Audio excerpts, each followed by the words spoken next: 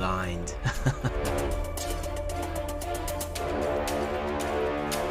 You're trying to escape from here, aren't you? I want to see how far you can make it before your head is chopped off.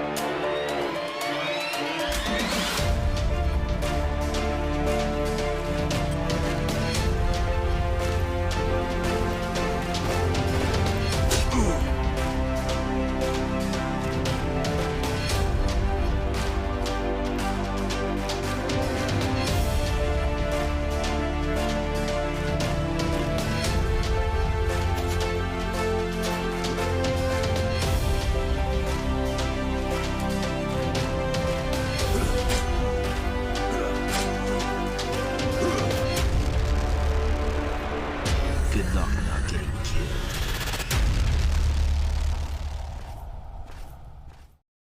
Have you joined the fastest growing fantasy motorsports app yet? On Grid Rival, you can join leagues with your friends and manage your own fantasy team on what race fans are calling, hands down, the best fantasy motorsport app out there. F1 and MotoGP leagues are now live for the 2021 season. Joining a league on Grid Rival will make every race more exciting, more engaging, and of course, more competitive. Download Grid Rival now on your iPhone or Android smartphone. Grid Rival is an unofficial application and not associated with Formula One, MotoGP, or any of their athletes. I'm Ryan Newman, and since I started with Indiana Donor Network and Driven to Save Lives, I found out that some people think that they can't be an organ donor. The truth is, anyone can sign up to be an organ donor. Anyone? Anyone? Are you sure? Yeah, I'm sure. Anyone can sign up to be an organ donor. So don't count yourself out because somebody's counting on you. Go to driventosavelives.org and sign up today. But my heart's going to you, Ryan. Love that shirt. When you want to be the best, you can't settle for the rest. There's a reason that Makoni Setup Shop is trusted by more virtual and real-world tracks and companies than any other setup shop in iRacing. With partners such as Stafford Motor Speedway, the Nashville Fairgrounds Speedway, Five Flags Speedway, Speed 51, and more.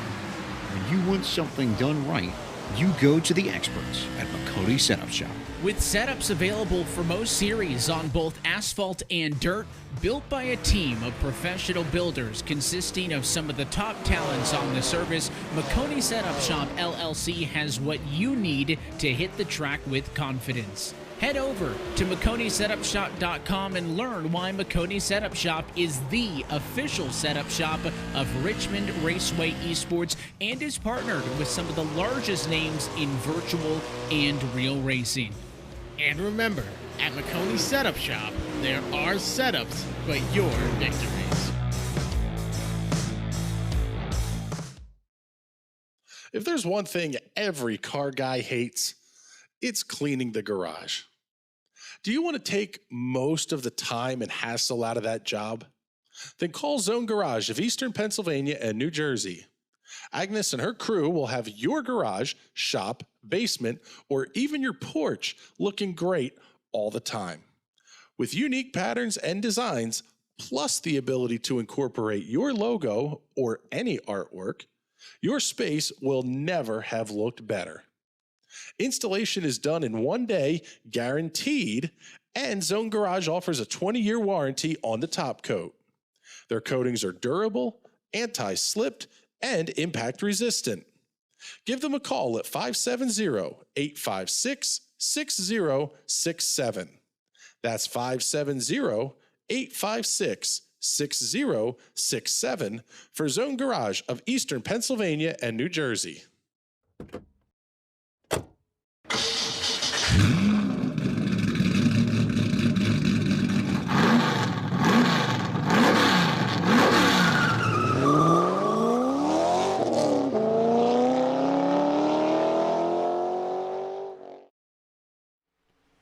Good evening, ladies and gentlemen, and welcome to the Irish Hills of Michigan, where tonight the cars and stars of the High Slide Cup Series will take on the Michigan International Speedway for round 2 of their championship playoffs.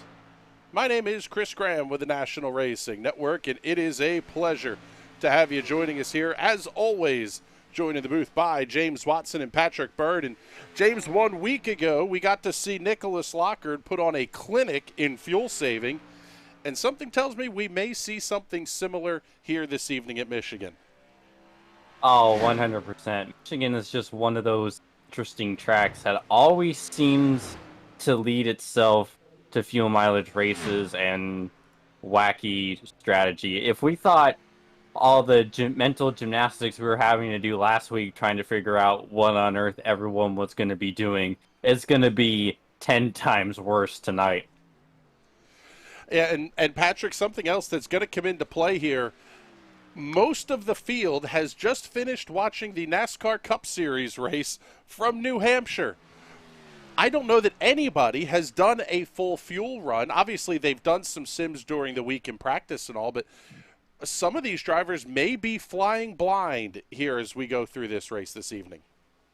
Yeah, it's going to be interesting to see who has a crew chief, who is good at math on the fly, and who could picture out the fuel strategy just without having a number to go off of. I mean, like flying blind is really, really hard. Just trying to figure out how much fuel you're using every lap during the race is really difficult. When you're trying to block someone and keep someone from passing you. So it'll be really fun to see what these drivers are going to do during the race. Yeah, who has their Joel real timing configured correctly here to give you at least an approximation on the number of laps that you have available. Qualifications are underway. Open qualifying this time. Taylor Toller going to be your quick timer of the session to this point.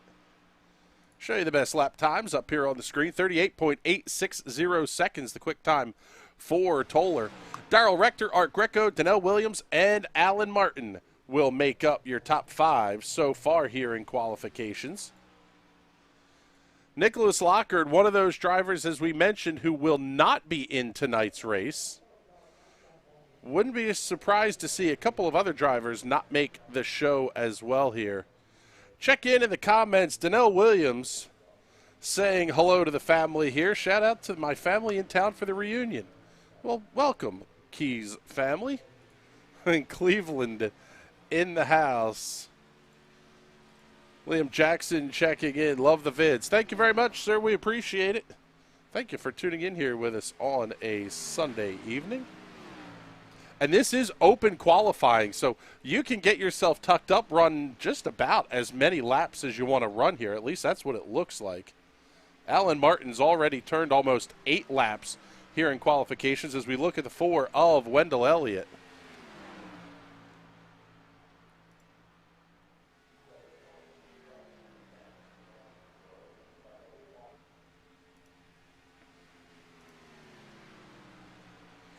Greg Holt out on the racetrack, missed last week's race. He goes quick time, top of the board, 38.736 seconds. 38.736 for Greg Holt. And guys, one of the things that we talked about last week with Nick Lockard after the race is the fact that he wasn't going to be in the race for the next handful, I believe the next 3 races. Greg Holt did not run the race last weekend. He's really in a hole now points-wise. He's must win, I would tend to think, over the next couple of races. Yeah, he's really got to fight for it. Hopefully we're going to see him really fight to stay on that pole position, stay in first throughout the race. And Joseph Causey starting second for him. I wonder if he's going to build a gap and really start to almost bizzle him down this track. This track's a very hard track to stay in front just because there's 2 or 3 lines you can run. It's a very fun track in these stock cars. You can get 3-4 wide around here. It's almost like Daytona or Talladega, but without the restrictor plates. So you do have to slow down for these corners, and it becomes a really interesting track. Yeah, James, that's one of the things that we're going to see develop over the course of the race here is unlike Daytona and Talladega, the reality is at Michigan, you have to conserve the tires a little bit. You have to manage things through setup and driving style to make sure that you're going to be plenty good on fuel and tire wear as you get late in the run. Yeah, I don't know what it is, but Michigan is sneaky bad when it comes to the tires and tire. Okay, that's definitely not going to get you the fastest lap. Oh, wow. Big up into the wall for Andy Briganti. That's a bold strategy, Cotton. Let's see how that improves for him. But Yeah, you really wouldn't expect it, but the 2 mile D-shaped ovals like Fontana and Michigan, they just eat the ever-loving hell out of your tire. So you gotta really be conscious. And one thing I really want to kind of consider is how clean is this race going to be? Because we've seen the actual plate tracks be clean in this series, but the kind of draft lock non-plate tracks have been very yeah. So I'm curious to see if we're gonna get a clean race or, God forbid, another Charlotte, Atlanta, Kansas. Well, it's funny that you mention that, because we've seen it where fewer numbers of cars, you might expect a little bit less in the way of potential carnage, and Kansas was a wreck fest for the first half of it. The other big thing that's going to come into play here is qualifications has wrapped up. We're going to be looking at stages of 40 and 80 laps. So you got to make it to lap 40 before you make your first pit stop, or at least hopefully before you make your first pit stop. It really comes into play where, how do you expect the cautions to time out? Because as always in the High Slide Cup Series, lap 40 will be a caution flag stage break. Lap 80 will be a green flag stage break. So once we hit lap 40, no guarantee of a caution flag flying at any time. Take a look here. We'll get you the starting grid for tonight's race here in Michigan. And that number 32 machine will be starting on the pole, and it belongs to Greg Holt. Alongside of Greg will be Performance Sim Sport teammate Joseph Causey. Taylor Toller and Daryl Rector will occupy row number 2. Wendell Elliott and Art Greco in row 3. Row 4, Donnell Williams and Andrew Chapman. Row 5, Alan Martin and Brian Shaw Jr. Joseph Fogg, Cody Henderson on row number 6. Row 7, Andrew Schroeder and Robert Thorns. Row 8, Andy Briganti and Nathan Aldrich. And in row number 9, Evan Kelsey and Michael Pittman Jr. Just waiting on Wendell Elliott to get his car out onto the grid. You can actually see the gap there where the 5th place starting Wendell Elliott will pop in. There he is. And we are going to be ready to go green flag racing here in just a lap or so.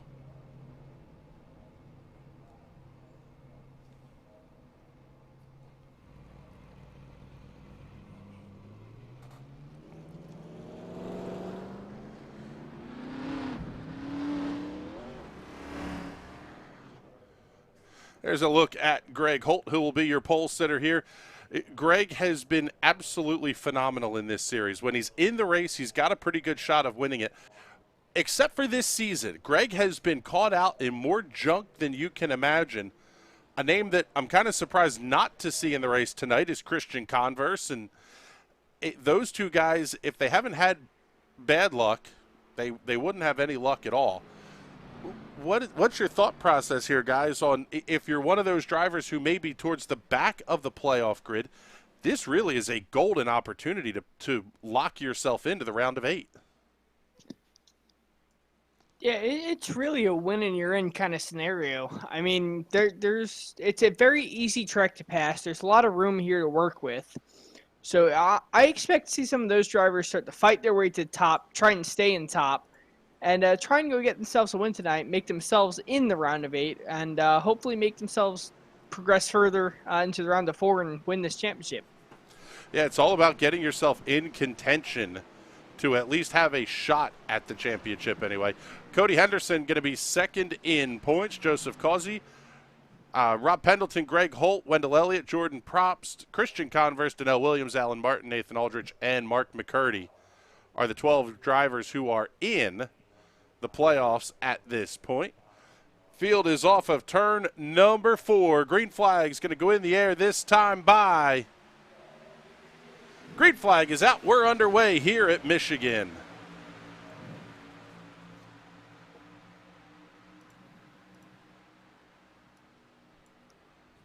Holt going to lead the field into turn 1 and 2. good battle shaping up just back behind him here. Wendell Elliott looking down to the inside. Darrell Rector up on the outside. Rector going to get a good run down the back straightaway. He'll have the 22 of Andrew Chapman on his bumper. I would tend to think we're going to see a lot of this here, guys. They're going to fan out 2, 3, 4 wide, and a lot of side-by-side battling throughout this race. Yeah, the high side, I almost want to say, has an advantage down those huge straightaways. But these turns are just tight enough to where the low side can have an advantage, try and come up out of the corner on the low side and beat him out on the high side and just, like, put up a block tip at the run. So this track is really awesome with how it allows you to go 2 and 3 wide.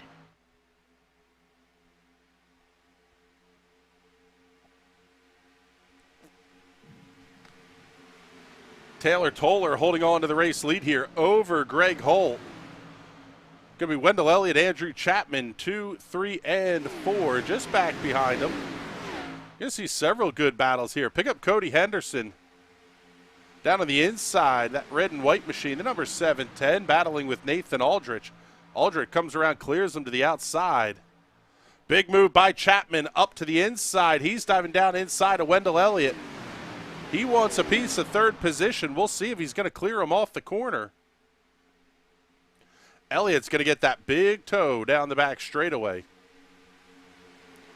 Joseph Causey giving the 22 of Chapman a shove. A very quick 3 laps in the books here. 3 wide, let's go.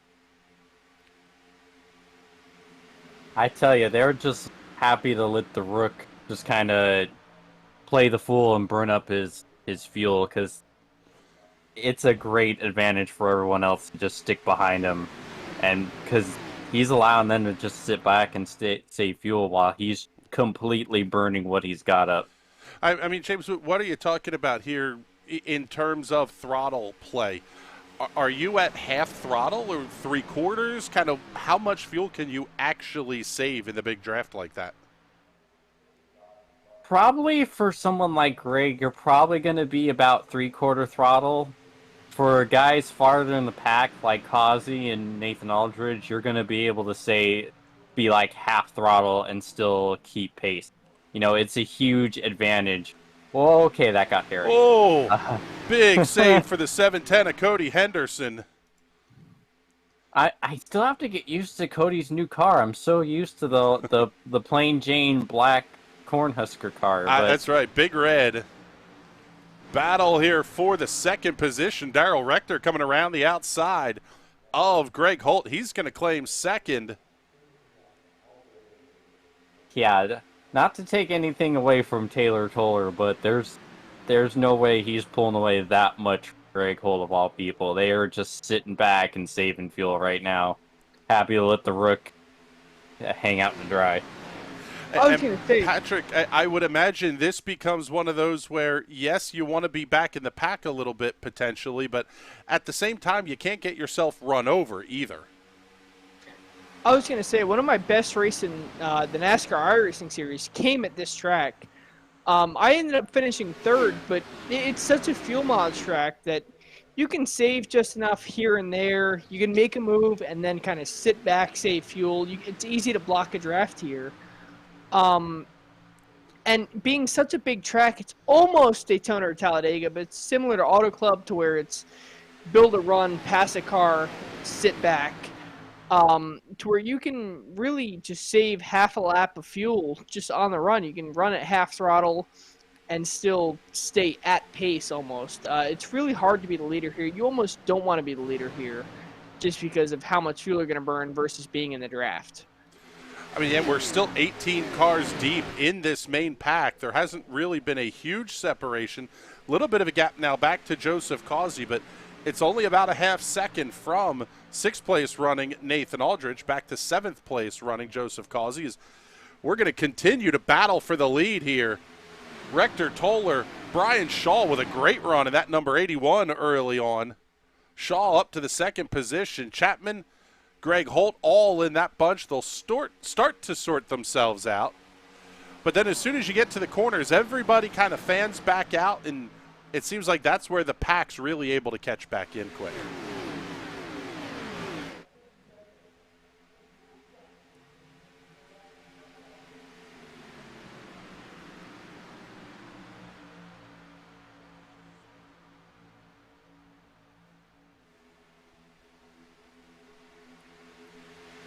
Darrell Rector holds on to the lead on the outside as we work lap number 9. Andrew Chapman down to the inside.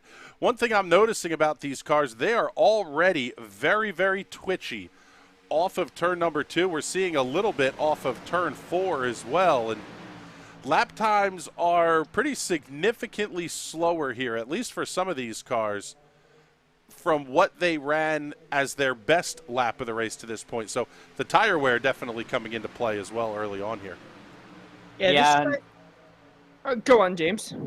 Also, you have to keep in mind that the reason why we're seeing such a big pack is we have the high downforce, low horsepower package again. So these guys are dealing with significant dirty air being behind everyone. So that's also why we're seeing a lot of fuel saving is you kind of don't have any other recourse. You're kind of stuck right there for the most part. So might as well maximize what you can get. And it kind of favors the bold who are kind of like, I don't care about my fuel miles. I'm just gonna go to the front. Might as well. But the guys that have something to lose, they're gonna be like, we're gonna save some and see if, and be safe and try to play the fuel game well. Going on board here with Greg Holt. On top of that, this track hasn't had a repave in the last at least 10 years that I remember, maybe even the last 20 years. This track is abrasive, this track is really rough on tires. It's almost a better strategy trying to save the tires, save that rubber that's on them, and see if you can get a run late in the run, and see if you can make it up to the front probably 20, 30, 40 laps in, rather than trying to make it to the front right now. Mm-hmm.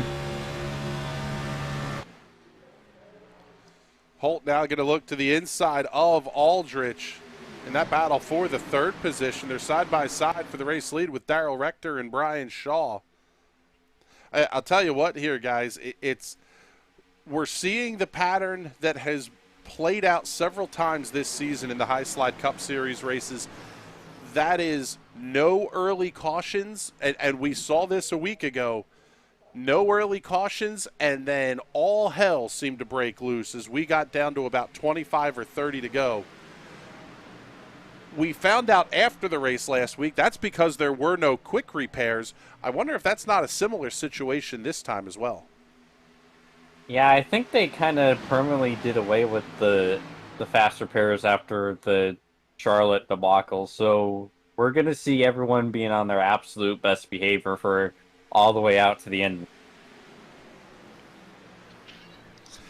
It really does change your thought process as a driver when you don't have the backup car. You know you can't make a mistake, period, end of story, because with how draft dependent this racetrack is, even a little damage is going to feel like a lot.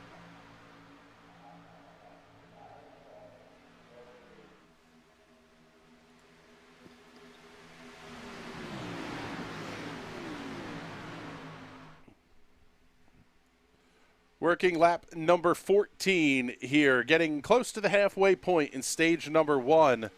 Laps 40 and 80 will be the 2 stage breaks tonight. The caution flag, as we mentioned, will fly at lap number 40. That'll give everybody a chance to get down pit road.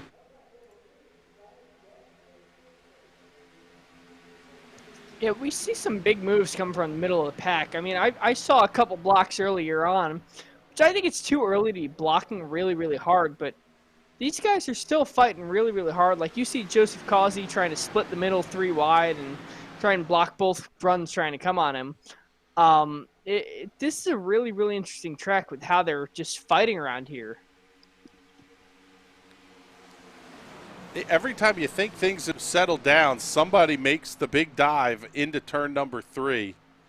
Or turn 1 for that matter. It almost has the look of a dirt track slide job where they break out way early down the straightaway, and on the dirt you would be pitching the car sideways to get it set up in the corner and try to complete the pass that way.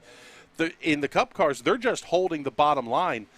I would imagine, though, you are burning up rubber in a huge way when you try to run that inside lane.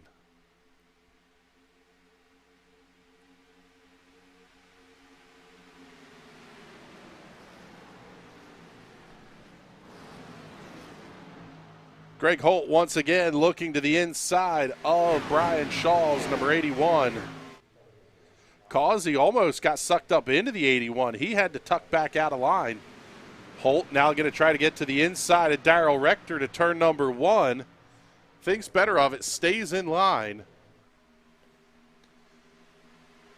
I was going to go back to what you were saying about the dirt track racing. I mean, a slide job is a huge thing, even at this track. 2 miles in length, they're hitting over 200 miles an hour in speed. But you just cut down the inside, hold it just a little bit longer than the guy you're trying to pass, slide up in front of him, and there's not much he can do. He will have a run on you, but of course your car is in front of him. It's very hard to make a move down these straightaways just because of how long they are. You can easily move down to the bottom side, block him down that, and you just want to get used to the bottom side or the high side, and you could block off his run. So this is one of the best tracks of racing here on the iRacing service, and even in real NASCAR. It's insane.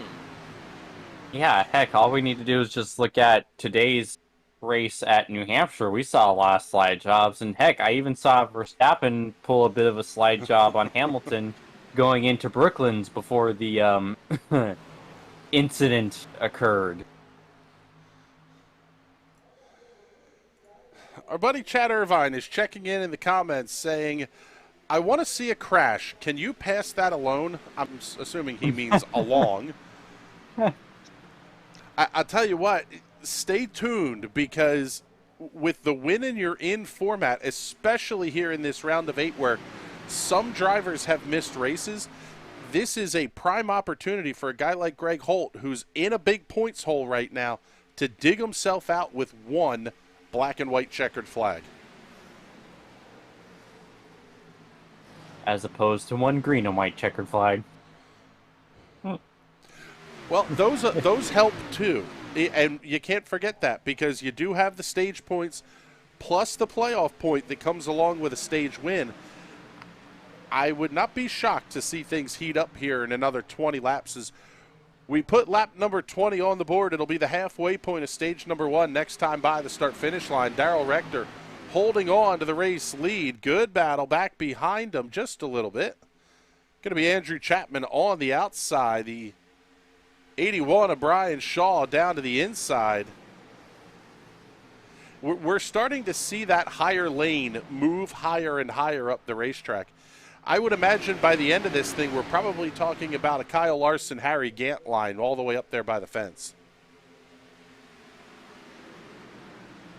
Yeah, this track is awesome to see that. I mean, all the lanes build up at this track. The track's enough banking to have guys run on the bottom. It's a shorter line. They're going to make moves down there. But the high side is definitely good enough to where you can make a run around the high side, build that run down the straightaway. You're going to have an extra 2 or 3 miles an hour on the car in front of you, which is more than enough down these long straightaways to make a move and get in front of a car. So we're going to see cars running against that yellow line, cars running against that wall, 3 and 4 wide around this place. This is one of the best tracks in NASCAR. Oh, first pit stops coming up here. Greg Holt, Joseph Causey making their way down pit road, splitting stage number 1 in half. I would tend to think they probably have more fuel than to go 22 laps here, guys, but it's an interesting strategy play here. If you think you're going to have to stop during the stage anyway, you might as well do it early. Yeah, if you know there's a pit stop coming at lap 40, you're going to want to pit a little bit earlier, because you know most of the cars in the field are going to pit now, at lap 40, excuse me. So if you pit now, when all those cars pit, you're going to be shuffled right back to the front field. So as long as you don't go a lap down, you're going to be there. Big trouble for Greg Holt. Upwards of 47 seconds on pit road. I would imagine that is a pit road speeding penalty. We'll see what the number is going to look like once they drop the jack here, but we're upwards of 60 seconds now. Oh, yeah, and this is a long pit lane. If you're speeding for more than 1 or 2 sectors, they're really going to hammer you for that pit speeding penalty. We are over 1 minute and 13 seconds. Greg Holt down and away. That is an absolute heartbreaker. 47.68 seconds on the pit stop time for Greg Holt. Everybody else just about making their way down pit road. He's leading the freight train, so we'll give him the shout out right now. Shelly Peters checking in on YouTube saying, happy birthday to the 710 on Wednesday the 21st. Happy birthday, Cody.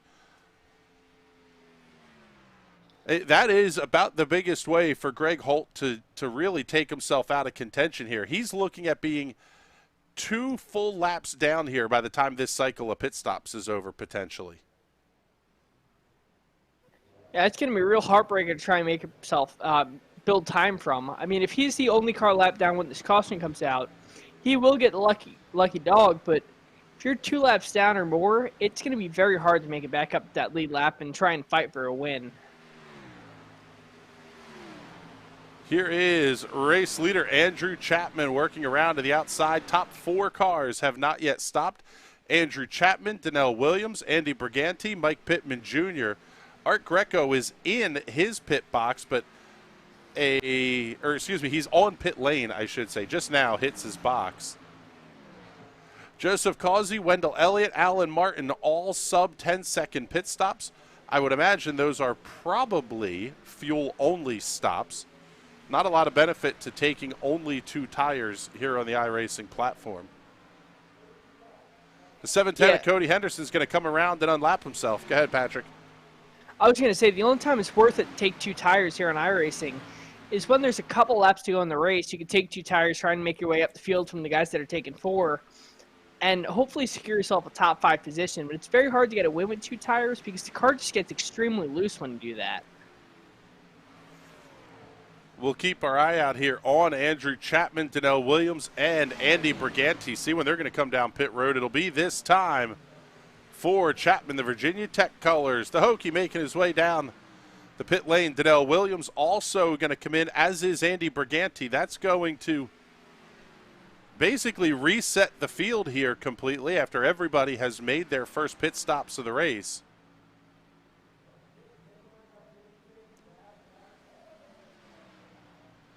May have overshot the box just a hair there. Now it looks like the crew's going to go to work, but it looks to be a fuel-only stop here for Andrew Chapman. He's down and away, 7.93 seconds. Currently, your race leader is Joseph Causer. At least he's going to be your race leader. Fighting here with Wendell Elliott and Cody Henderson. That's the top 3 cars. Once they get around Andrew Chapman, we'll see where Chapman is going to slot out here. Well timed on the pit stop for Chapman. So long as he can get up to speed fully by turn 3, he's going to hold on to the race lead. I was going to say, it seems like his pit stop was absolutely perfect. He is staying in front of those top 3 or 4 cars. And he's going to hold on to the race lead here as long as he can hang on to it from Joseph Causey, which Joseph Causey looks like he's got a huge run and going to try it here. Yeah, Cody Henderson looking down to the inside. Going to be about a 5-car battle here for the race lead. And unbelievably, that's Greg Holt just in front of these cars, currently sitting 1 lap down following the penalty. His problem now at this point is he needs to not go a 2nd lap down here because he'll have the lucky dog available at the caution for the stage break. But if you're 2 laps down, you're still going all the way to the back. Yeah, he's got to really, really fight right now to stay in that position, which it looks like he's going to go 2 laps down now. Which means he's not going to have any lucky dog or anything available to him, which is going to really messed his race up. It doesn't look like he's going to be really in contention for the lead unless he tries something crazy during this race and hopefully gets himself back up to 1 lap down and get that lucky dog later on. I was going to say, he'll still get the lucky dog at the stage break, but it's going to leave him still 1 lap down. He's going to have to hope for a quick caution flag after the stage break here, which is going to be coming up just 11 short laps from now. Cody Henderson holding on to a 1/3 of a second lead over Brian Shaw. Nathan Aldrich with a fantastic run for that number 14 machine. He's up in the 3rd position. Darrell Rector down to the inside of Greg Holt to put the number 3 1 lap down. And here comes Andrew Chapman. Chapman's stop was very good, but all the cars that took tires have come around him.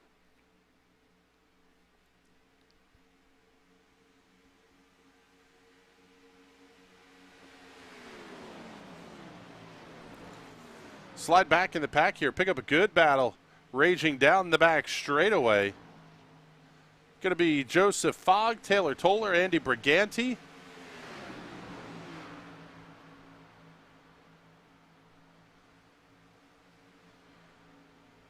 The green flag pit stops have really separated the field out in a pretty big way here. Your top three separated by, top four separated by about a second or so. Then you got to go almost 2.5 seconds back to find Andrew Chapman. Chapman has not been able to navigate his way around Greg Holt. There you have Chapman, Joseph Causey, Wendell Elliott, and James, let's get your opinion on this one here, but could these guys be in fuel-saving mode, try to take a little bit less time at the pit stop at the stage break? Definitely. You're trying to get any advantage you can on strategy. And with how prevalent fuel mileage is here, it would be silly not to. I almost want to take the flip side on that. There's not really an advantage taking fuel because you're going to want to take 4 tires on that pit stop if you have to make the pit stop. And when you take 4 tires, you can throw a can and a half of fuel in that thing and fill that thing to the brim and still get out of the box. So I don't really know entirely what they're doing right now, especially in these stock cars with the stage brake. I don't know if you want to play the fuel saving game until midway through the second stage or the third stage. Nathan Aldridge, Darrell Rector getting very intimate off of turn number 2 there. Rector had to back out of it just a little bit. Aldridge had a little bit of a slide off the corner, and with the 4 tires that these cars have taken now, is it a possibility that we see them take no tires at the stage break? Yeah, I remember from the last time I ran this track, you could run at least 80 laps on a set of tires.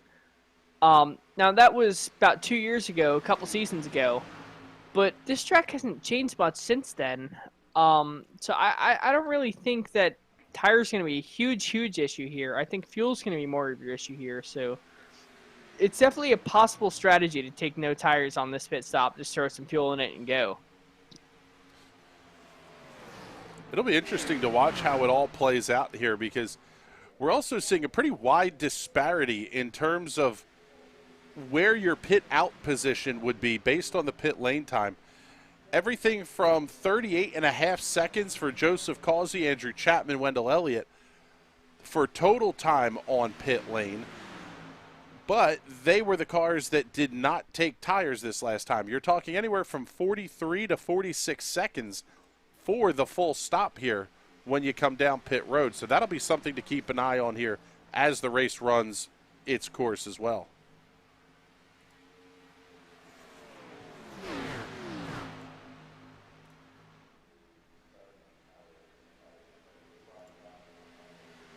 There is race leader Cody Henderson making his way down the front stretch. Going to put lap number 36 up on the board. It'll be 5 to go here in stage number 1. Brian Shaw not catching up by a ton here, and Nathan Aldrich and Darrell Rector may be losing a little bit of ground to the 710. However, everything changes when we get to the stage break. The pit road speeding penalty that hit Greg Holt, he is just a hair behind where your race leaders are. He looks like he's going to be trapped 2 laps down to the race leaders. One little mistake on pit road could almost spell the end of your race. Yeah, when you're stuck 1 lap down, it's really difficult to make it back. Essentially, he's just fighting for 18th right now, which is last in this race. If a couple more cars go a lap down, he could try and fight them. But unless he gets this lucky dog in this race, his race is essentially over. Doesn't look like we're going to be in danger of seeing Michael Pittman Jr. go a lap down. Still about a third of the racetrack ahead is the number 17 of Pittman, currently running in the 17th position. At least they won't catch him before the stage break, unless he has a pretty big issue. Yeah, it looks like Greg Holt's going to get that lucky dog and get back in the lead lap. So it's not the end of the race for him. Hopefully we can see him come up back through the field and get in that top 5 and just try and secure himself into the next round of the playoffs. Taking a look, this is a fantastic battle out here. Being led by the 13 of Andy Briganti, Alan Martin, Taylor Toller, Robert Thorns, Andrew Schroeder, Donnell Williams, all in this party down the back straightaway.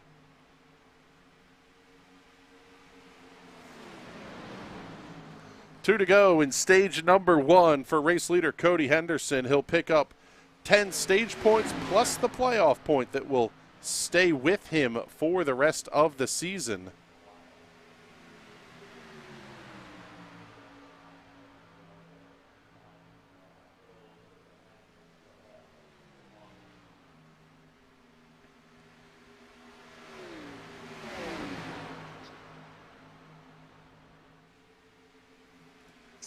Henderson's got some company here at the front of the field. Brian Shaw has been able to catch up. Brian Shaw really wants that stage point. I mean, he's fighting real hard for it. Let's see what he does on this last lap of the stage. Into turns 1 and 2. Shaw going to look down to the inside. Henderson able to close the door on corner exit. Corner exit, it looks like Shaw has the better run out. Henderson snakes down to the inside, trying to break the draft as they get into turn number 3. Henderson to the outside, Shaw to the inside. Looks like Henderson's going to get a better run out of turn 4. And looks like he's going to get the stage win. Down the front straightaway for the final time here in stage number 1. Green and white checkers in the air. Cody Henderson picks up the win in stage number 1 over Brian Shaw, Darrell Rector, Nathan Aldrich, and Joseph Causey. 6 through 10, Andrew Chapman, Wendell Elliott, Andy Briganti, Robert Thorns, and Taylor Toller. Henderson, one of your hard chargers of the race to this point, up 11 spots from the drop of the green flag. Overall hard charger belongs to Nathan Aldrich. He's up 12. Brian Shaw, currently running in the 2nd position, is up 8 spots. Biggest loser on the race so far, obviously, would be Greg Holt, down 17 positions from where he started this race on the pole position. Art Greco down 9 spots, currently running in the 15th position. Taylor Toller is down 7, running in 10th. He had a great qualifying run. Maybe not the long pace speed out of that car. As we should see everybody come down pit road this time.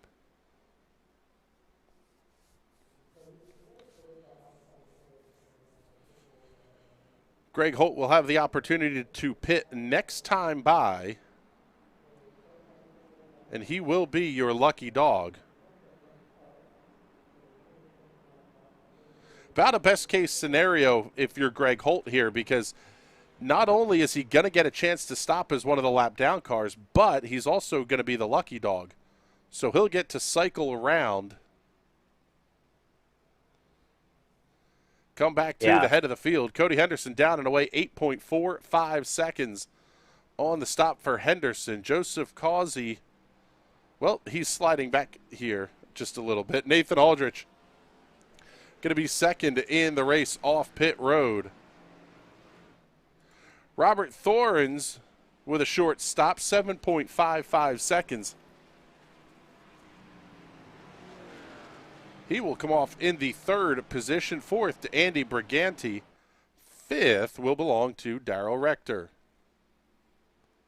You know, going back, I don't think Cody took tires on this last stop. I think he was just gas only.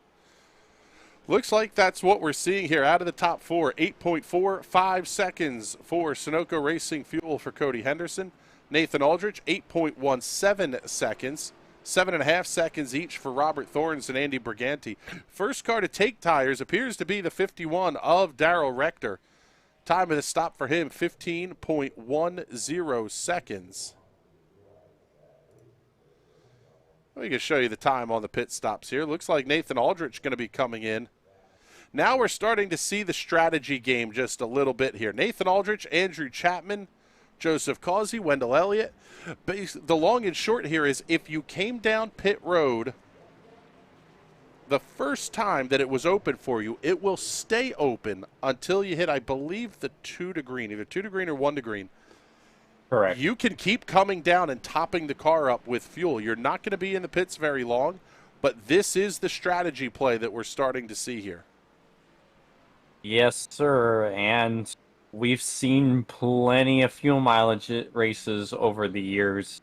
You don't want to sit there and be like, man, I was just 1 lap short. If I had come in to top off or just done a little bit more effort into my fuel save, I may have been able to make it. Let me tell you, it's not fun when you're in that position.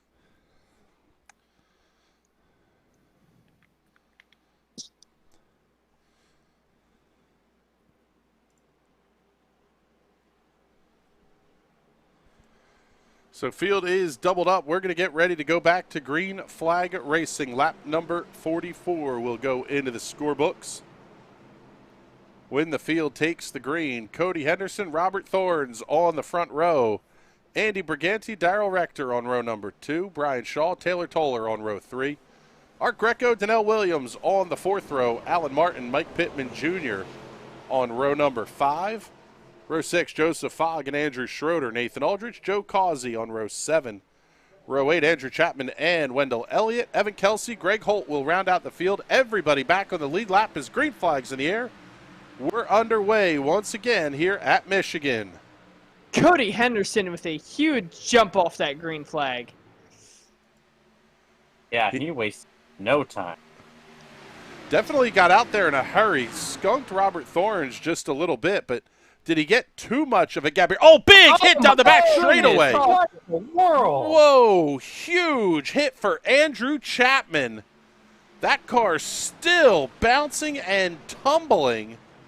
My turkey noises. Good gracious. I believe he went over the catch fence. Oh, man.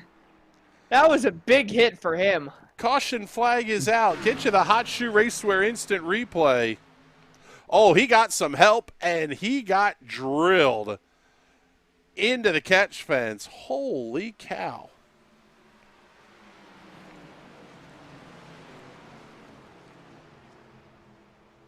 Show you that one again from the in-car.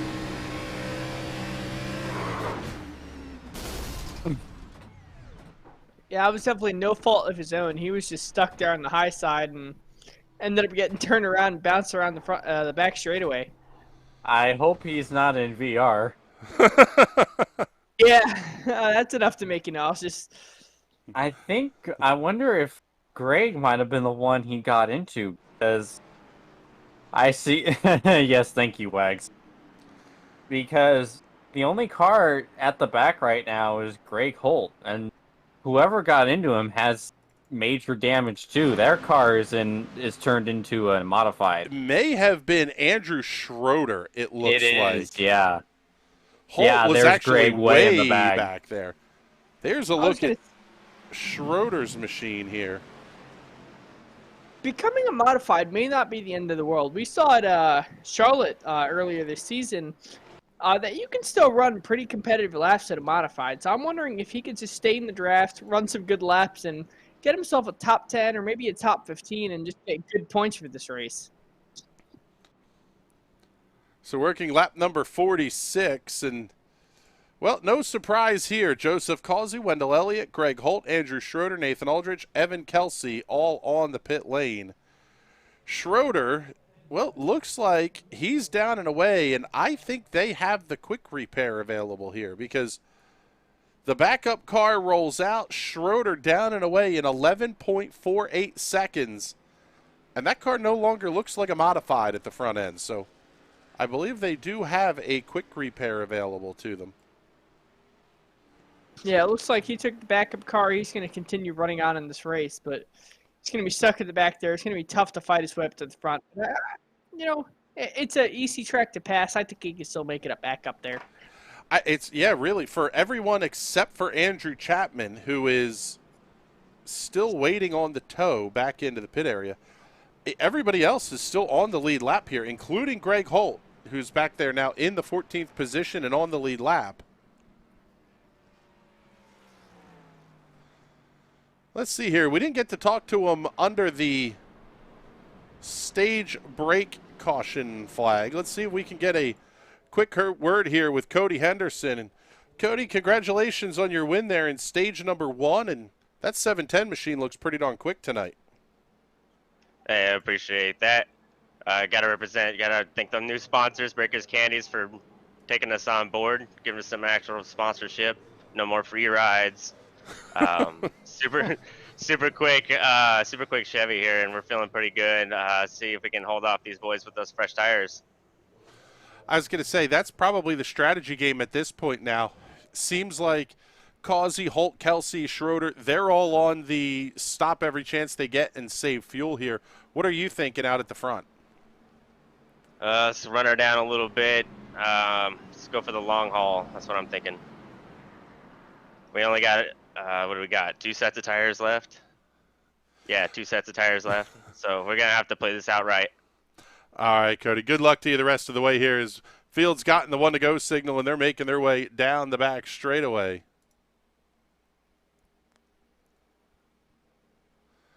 Cody Henderson, Robert Thorns will be on the front row for the restart. Darrell Rector, Taylor Toller on row 2. Brian Shaw, Andy Briganti, row 3. Donnell Williams, Art Greco, row 4.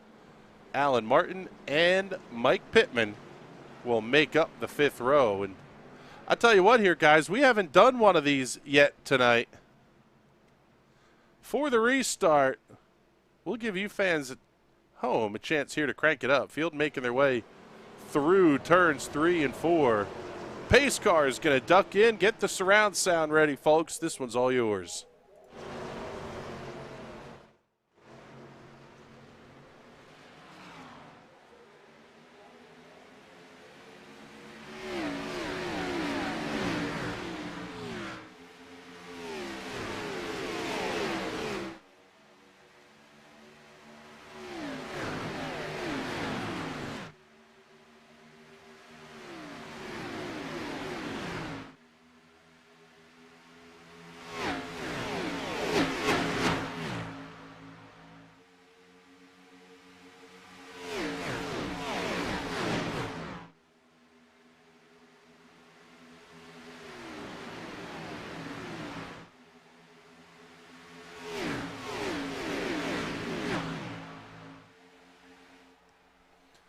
Battle at the front of the field. Cody Henderson, Darrell Rector, Brian Shaw all want a piece of the race lead.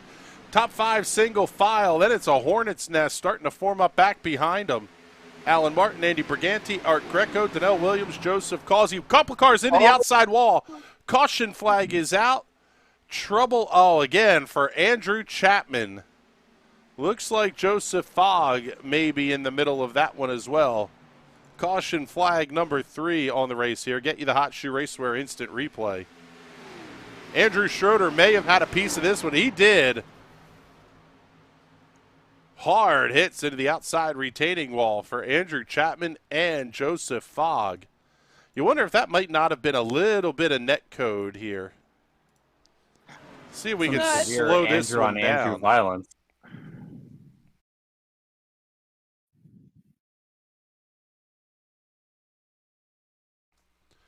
See them making their way through the corner here.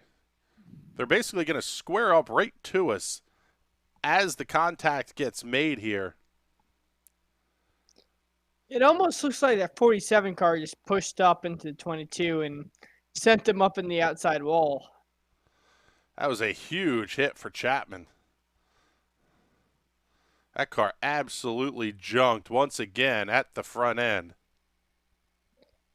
Thankfully, that 22 has a backup car. He can get in that backup car and just start running. Yeah, he's already used it. Yeah, Chapman I'm checking in the comments here saying that's twice he wrecked me. Yeah. We're going to have some drama going on in this race. Yes, the fisticuffs may be happening here. Darrell Rector going to stay out on the racetrack. Cody Henderson, Taylor Toller, Andy Briganti, Donnell Williams, Joseph Causey, Greg Holt, everybody coming in. This really now is a situation where Cody Henderson, Taylor Toller, they've sort of screwed up the strategy play that Causey and Greg Holt and all these guys have been running. because they're now going to be at the same full tank of fuel that those guys are, but farther ahead.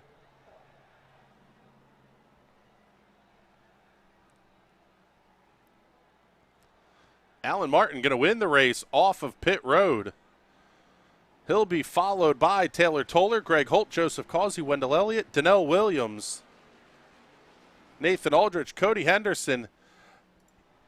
He elected to take 4 tires, 14.73 seconds on the stop for Cody Henderson. We're not even to the halfway point yet. Cody Henderson may be down to 1 set of tires available. I mean, I guess theoretically, Patrick, if you were saying you could go 60-plus laps on a set of tires, he's really got one in the bank here potentially. Yeah, especially if we go into overtime in this race. That extra set of tires will be very, very helpful for him. Especially if he gets shuffled back to the back of the field. Take that extra set of tires. You can make it up about halfway through the field, especially if everyone's on old tires.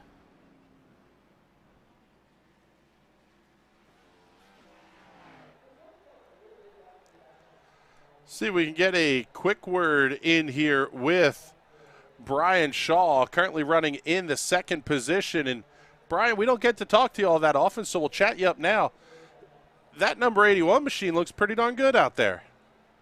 Yes, sir. It's pretty fast. Feels good. I have to kind of leave this race a little early tonight, sadly, when I got a good car, but going to do what I can for stage points. We ain't got much longer to go, so. I was going to say, you're down to about a little more than 25 laps to go here in stage number 2. What's the strategy plan here? Are you thinking this could turn into a fuel mileage race, or are you still full send everywhere? I think it's going to turn into a fuel mileage race with all the cautions we've had right here. But there's a few people that's full send mode because we ain't really got much to lose except for win a race, so why not go for it, right? Well, there you go. There's Brian Shaw, currently running in the – I'm not sure if he's being scored first or second. I guess being scored second. He's just ahead of Darrell Rector out there on the racetrack.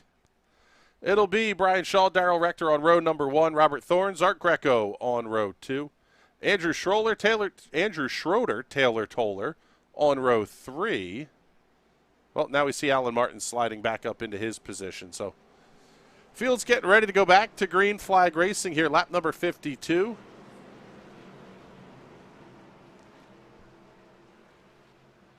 Fourth caution flag of the night will be coming to a close.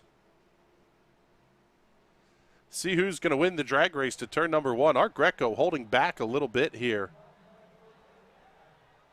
Outside lane starting to get formed up a little bit tighter now as they're off of 4. Green flag's back in the air. We're underway. It's a good start for Darrell Rector. Top 4 going to be able to get themselves pretty well single file. The same will not be true back in the pack. Alan Martin, Andrew Schroeder going to duel into 1.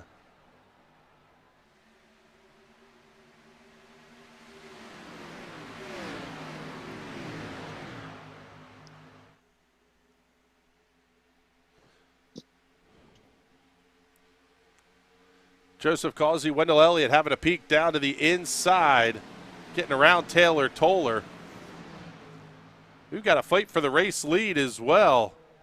Off a turn 4, Darrell Rector on the outside, Brian Shaw down to the inside. Drag race to the line. That's how we want to see this race end tonight. How about 2/100ths of a second at the start-finish line? Brian Shaw, you heard him. He's not able to make the finish tonight, so he wants to make lap 80, get those stage points, and he looks like he's really trying right now. He's going to get it. So far, only car out of the race is Andrew Chapman, being scored in the 18th position after a couple of big hits there. This fantastic duel for the lead is going to continue down the front straightaway. A little bit surprised here that we're not seeing Robert Thorns and Alan Martin catching up on these two. I mean, I guess they're side by side as well, but they're punching a big fat hole in the air right now at the front of the field. Yeah, these top 4 being side by side, it really allows Greg Holt and everyone else to try and kind of close the gap and try and make it up towards the front. On the entry to turn number 3, Darrell Rector going to fall back in line. Joseph Causey, Robert Thorne's going to battle. Here's Wendell Elliott now coming down to the inside to get on the back bumper of his Performance Sim Sport teammate.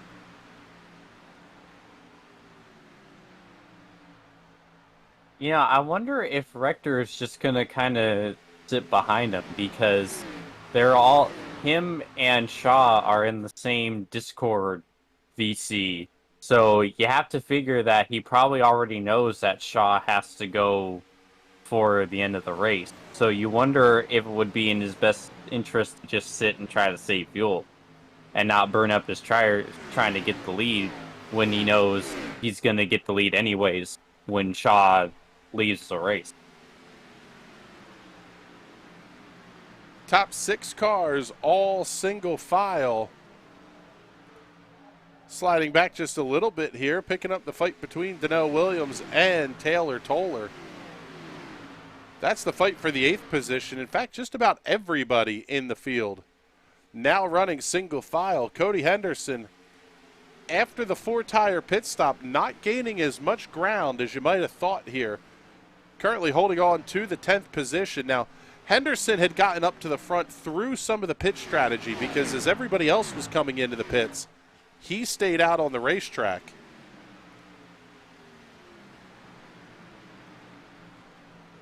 It's going to be very interesting to see how this strategy develops over the rest of the race.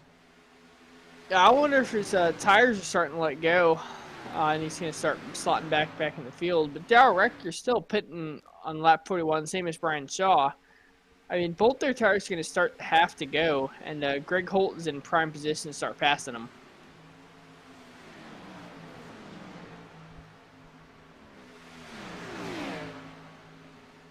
Almost seems like everybody staying single file has allowed Greg Holt, Joe Causey, Alan Martin, Wendell Elliott to catch in on the top 2.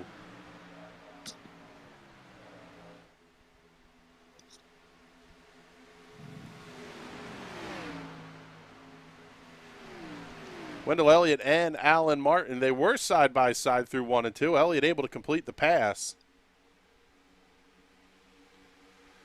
So they'll come around to put lap number 60 on the board. It'll be 1 to go to halfway here in stage number 2. And again, no caution flag this time for the break at stage number 2.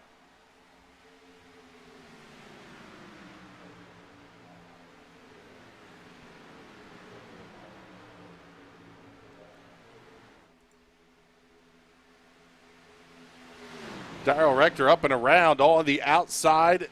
Going to be a new race leader down the back straightaway. The 51 of Darrell Rector to the pointy end of the field.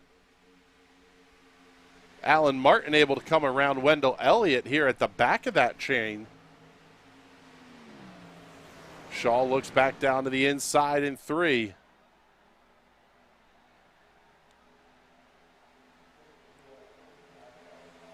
Cross flags halfway in stage number 2. Darrell Rector will be the race leader. Shaw going to dive down to the inside.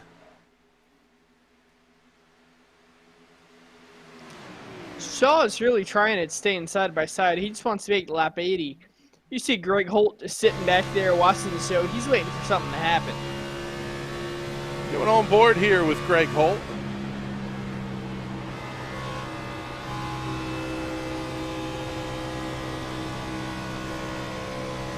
Greg Holt, you see, has just a prime time ticket to this show that's going on in front of him. He just wants to see him run side by side, burn up their equipment.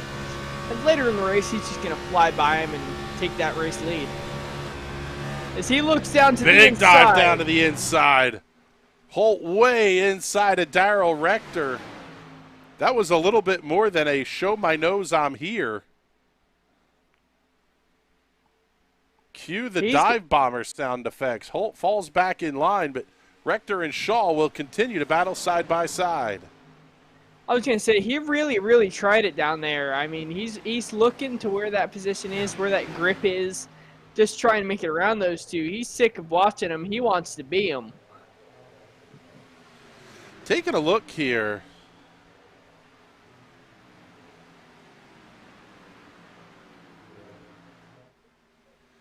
Take a look at the brake rotors here on Greg Holt's car. They are full glowing here. He does have the shiny red rims on, but it begs the question here, could you run yourself out of brakes theoretically, depending on how hard you drive these cars? Yeah, as the caution is out, I was going to say brake fade is an issue here on iRacing. I mean, you can get those brakes too hot and they don't do a thing. I've at road courses like Watkins Glen, I've blown the front brakes out in these cars there and completely missed turn one. So that's something that's going to be interesting to watch here as we go on the race. Hey, we're under yellow. Yep, caution flag number 5 for Taylor Toller. He got some help from Andrew Schroeder down the back straightaway. Potentially Golden Bowling Ball Award nominee here for Andrew Schroeder tonight. Yeah, I'm trying to think of some Jets-related jokes I can kind of throw out there. Maybe he's out there seeing ghosts. Yeah, Andrew Schroeder's having the kind of night that Jets' first-round draft picks have had for the last 30 years or so. I was gonna say, Taylor Toller, not a name we have seen at all throughout the season. It's been cool to see his name towards the front of the field. I wonder if after taking that backup car, he can make it back up towards the front and maybe see him disrupt the points a little bit. Taking a look here, Schroeder actually had to take the tow into the pits. So we'll keep an eye on what that story may be here. Looks like Greg Holt going to stay out on the racetrack as Darrell Rector, Brian Shaw. Most of the field going to come in here under this caution flag. Greg Holt, Joe Causey, Wendell Elliott, Cody Henderson, the 4 cars that elect to stay out under this caution flag here at lap number 65.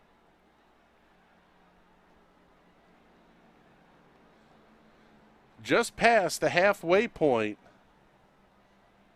of this race, Darrell Rector going to be the first one down and away.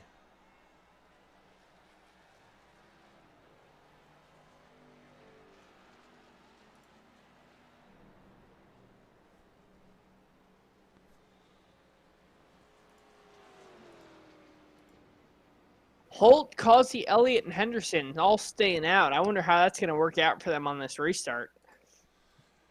Yeah, we're going to find out in a pretty big hurry here because those are all pretty good cars that have elected to stay out on the racetrack.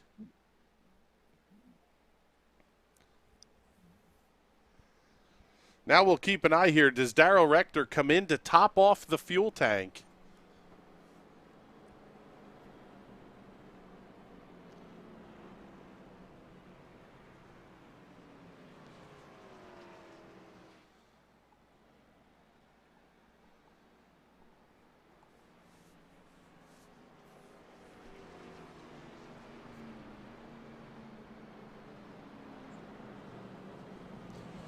Now it looks like we're going to see Greg Holt, Joe Causey, Cody Henderson, Wendell Elliott. Cody Henderson stays out on the racetrack. He last stopped at lap 50, but now everybody else will have made stops here at lap number 64.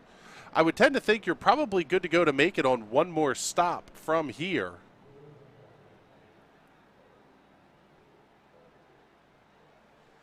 Now this really, I would guess here, James, is about minimizing the time you're going to spend on pit road for that final stop. Yeah, it's still kind of interesting to see Henderson trying to do this, though. I mean, with how cautions are kind of few and far between, although the last few laps notwithstanding, I feel like it would have been in his best interest to take the opportunity to come in and pit. I mean, it's a bigger track, so he's not really at risk of falling a lap down as opposed to a mile and a half or even a short track, but still kind of weird to see. And I would imagine if everybody's going to have to make one more stop, what's the point in topping off the fuel tank now, unless you think we're going to get a ton of caution flags late in this race?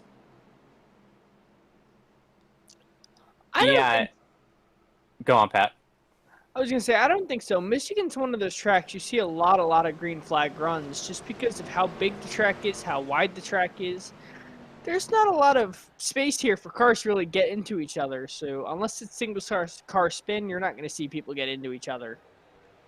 Green flag goes back on the racing surface. Cody Henderson will lead the field down to turn number 1 over Daryl Rector, Andy Briganti, and Donnell Williams. Oh, absolutely. Henderson with another huge run off that green flag.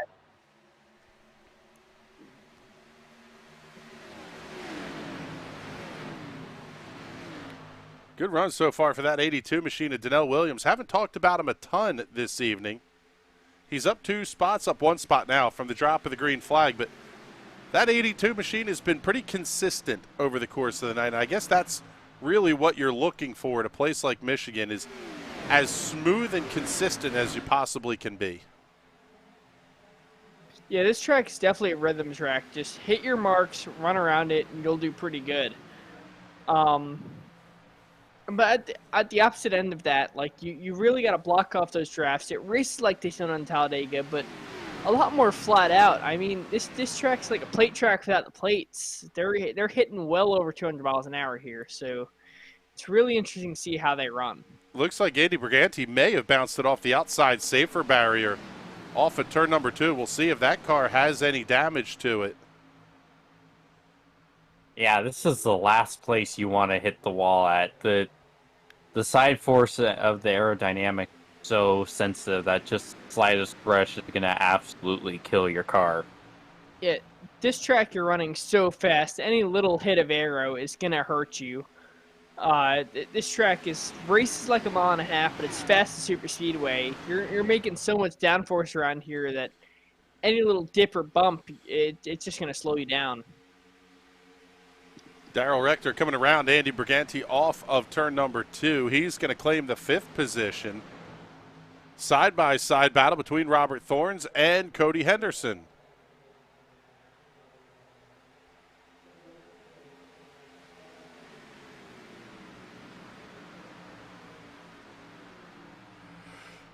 Top 2 starting to check out, but they're going to get side-by-side here for the race lead. Aldrich has to fall back in line mid-corner.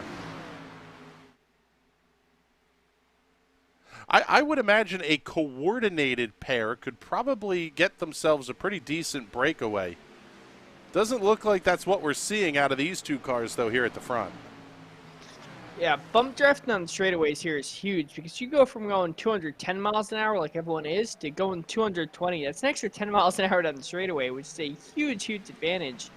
You could pull almost half a second every single lap here around here.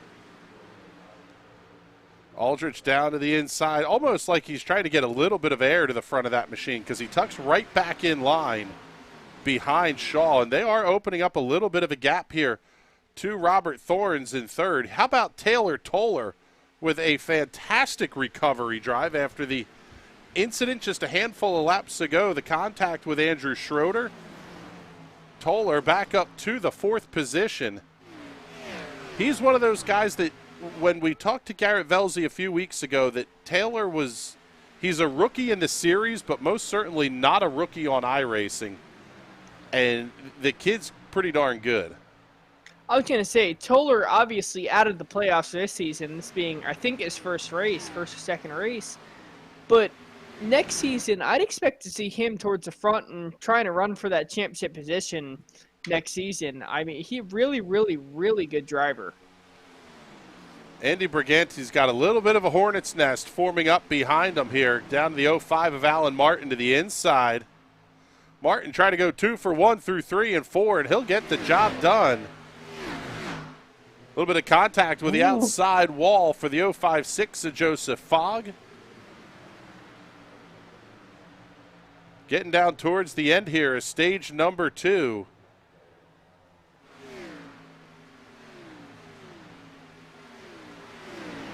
Mike Pittman also in this fight as well. He's up 10 spots from where he started this race.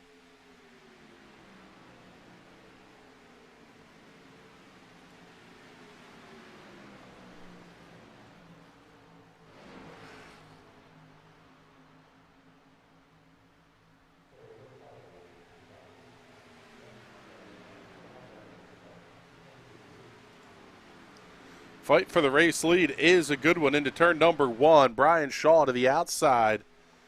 Nathan Aldrich down to the inside. He's going to have some drafting help from Robert Thorns. Taylor Toller catching back in as well here. But those top 4 have checked out on Cody Henderson.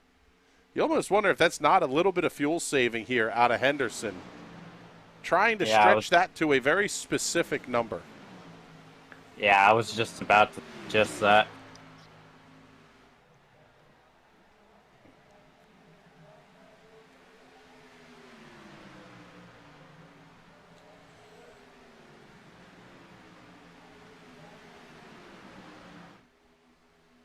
Shaw down to the inside. Toller going to come right with him.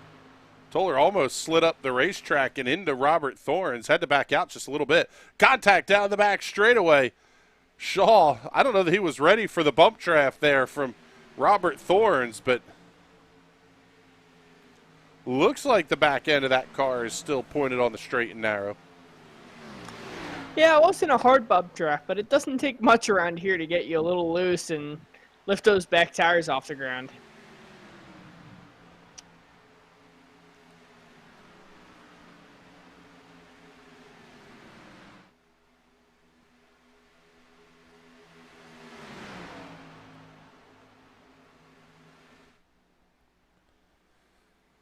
Nathan Aldrich holds on to the lead as we're down to 5 to go here in stage number 2. Again, green flag stage break this time. No guaranteed caution for these drivers.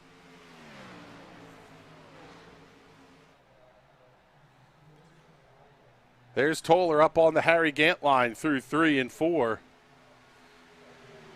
Of late, that's become the Kyle Larson line, and not a bad weekend for the Elk Grove, California native, picking up $175,000 and being crowned King Kyle the 37th out at the Kings Royal Eldora Speedway. Make the quick flight up to New Hampshire for today's Cup race. I was going to say, previously, before Kyle Larson entered the NASCAR Cup Series, the High line was viewed as the non-preferred line, but he has always made it work, and now we see Taylor Toller running that high line. Oh, Taylor's into the wall. He makes contact with Aldrich. Toller down to the inside. What a save. He hit the wall a ton. See what the right side of that race car looks like. Yeah, you can see it all caved in. Says a little beat up. He's going to lose fourth position, end up in 5th, but not the end of the world for him. I mean, everything could have been worse. Cody Henderson going to go to the bottom side, make the move around him going in turn 3. Wow, what a move. I can't believe Taylor Toller didn't wad that race car up into 1,000 pieces. I would imagine it's not handling real good at this point either. Oh, not at all. He's going to keep getting past, but just to save that race car, not have his race end here, he's definitely not going to finish last in this one, even after that big collision. What a driver. What a save. So far, 2 cars being scored out of the race. Andrew Chapman will finish in the 18th position. Andrew Schroeder will finish in 17th. Toller at this point now just needs to make that car last until the final pit stop. If he has the backup car available, he might not be in that big of trouble. He is about to get swallowed up by this pack of race cars, though. I was going to say, I don't think Toller has the backup car available. I think he used it early in the race, but it might have just been some damage repair on the first car, so he may have it, but I am not 100% sure on him so far. Yeah, I think it was a pretty gnarly hit, so I think he was. I think he's just kind of stuck at this point. Here comes Mike Pittman around to the outside through 3 and 4. Wendell Elliott, Andy Briganti, Joe Causey, and Greg Holt all going to be there as well. At this point, though, that machine of Toller is significantly slower than everybody else who's fighting around him. Greg Holt gets down to the inside of him on the entry into 1. Briganti able to come around. Joe Fogg, Donnell Williams going to be there as well.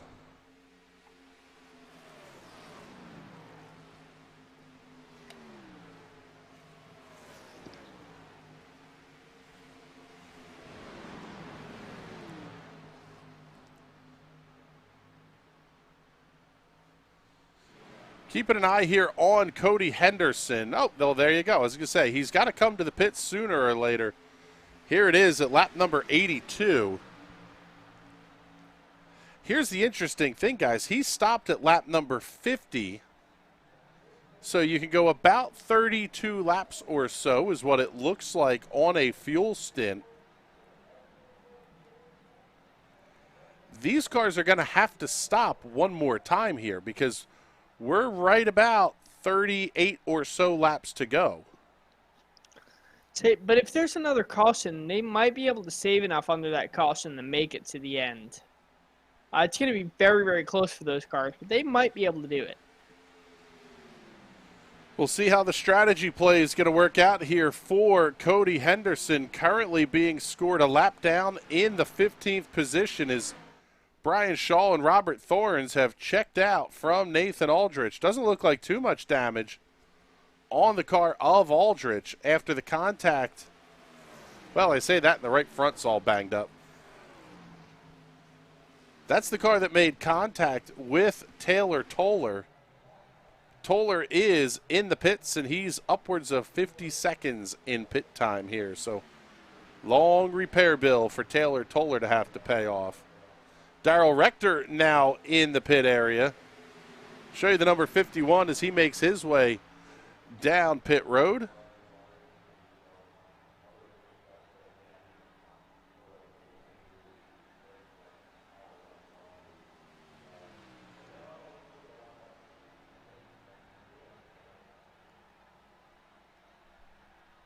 Rector hit his marks cleanly, crew around to the right-hand side. Jack's back down. They're already over to the left for Goodyear Racing. Eagles Toucan, Sunoco Fuel. He'll be down and away 15.03 seconds. He will lose the lap, however, to Brian Shaw. Shaw opening up about a 4/10 of a second gap here over Robert Thorns. Shaw's still running out there. I wonder if he decided whatever else he had to do was less important. He's going to try and run and win this race because he's just still staying out there out in front. I tell you what, we're only an hour and 8 minutes into this race here. Time clicking off pretty quickly for these drivers. Lap time still right around the 40-second range. Best lap of the race, right around 38.9, I guess. Actually, Evan Kelsey at a 38.4 with a very, very fast lap. Drivers now running right around 40, 41 seconds. So off their initial pace in a pretty big way here, but that kind of goes to show you how much we're talking about in fuel saving here. Is we've seen Nathan Aldrich, Wendell Elliott make 7 pit stops apiece, last stopping at laps 64 and 65 respectively. Brian Shaw, Robert Thorns have only made 3 pit stops, but theirs also coming at lap 64.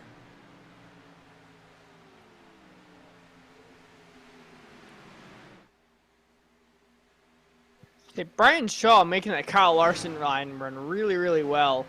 He's loosened a little bit to Robert Thorns down the turns, but down the straightaways, he's just able to clear him and build up a huge gap. As Brian Thorns proved me wrong, able to stay with him down the straightaway, coming down the inside line on the turn. Is he going to clear him? I don't think so, not this time. Well, he proves me wrong again. They say he makes you look dumb again. New race leader at the start-finish line. Robert Thorns puts the number 36 South Park machine up to the head of the field. Brian Shaw going to fall back in line. Alan Martin 1 1/4 seconds back, running in the 3rd position. 4th is Nathan Aldrich, who is a little bit off the pace that he was setting earlier in the race here. Brian Shaw able to make it down the straightaway, going to come down on the inside line. Will he be able to clear Robert Thorns? Looks like he's well clear now. Brian Shaw, now your new race leader. Good battles here at the front. Darrell Rector, of note, this is important here. Darrell Rector, the first car 1 lap down in the 14th position after his pit stop at lap number 83. Cody Henderson running 15th. The second car 1 lap down, so a caution flag here would trap the 710 machine. He basically needs the pit stops to cycle through here in a big way. However, Darrell Rector now coming around, he's going to challenge to get his lap back organically, and he's going to do it with ease. Last lap time for the race leaders, 40.79. How about 39.32 for Darrell Rector? Say, he picked up almost a second just to 3 and 4, and he is still pulling away with it. Easily getting his lap back. Cody Henderson is going to be the first car 1 lap down. I'm curious to see if that 710 machine can get 1 lap back. As Robert Torrance is going to the inside, they're going to be side by side down the back straightaway.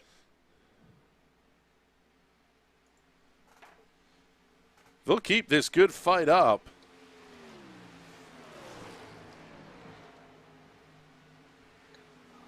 Both those cars pitting on lap 64. I mean, they're on equal tires, equal everything. It's just a battle between who's the better driver right now, and both them seem pretty equal. It's going to be really interesting to see who ends up with the lead overall.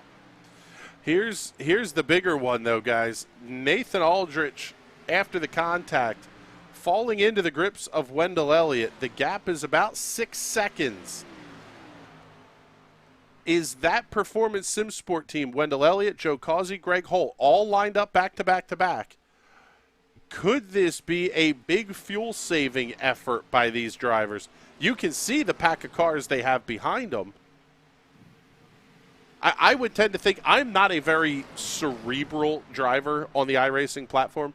If I can get behind somebody that I know is good on the strategy call, I kind of want to follow them as much as possible here. As race leaders making their way down pit road. I was going to say, I wonder if those three are just running, bunny hopping each other, trying to get on the same fuel strategy as each other, and try and push it as far as they can. I mean, the later they pit, the less fuel they have to put in the car, and they might not even need to take tires, or maybe they might just take 2 tires and try and run the end of this race and try and win it. Well, yeah, here's... Go ahead, James. The 05 taking tires, but yeah. Greco into the pit lane wall. That's not exactly what you want to pull in your pit box as a member.